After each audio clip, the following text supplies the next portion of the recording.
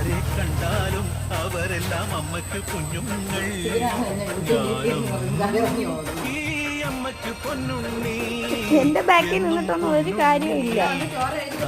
മനസ്സ് ഈ അമ്മ മനസ്സ് മുറ്റത്തെ തുളസി പോലെ, ഈ മുറ്റത്തെ തുളസി പോലെ.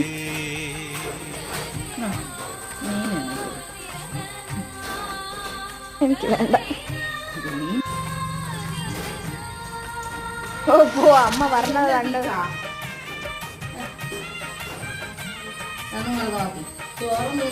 അല്ലാതെ തിന്നാൻ മടിയുള്ളൂ, അല്ലാതെ പുട്ട് കാപ്പി എന്നുള്ളൊരവസ്ഥയായിട്ടുണ്ട്.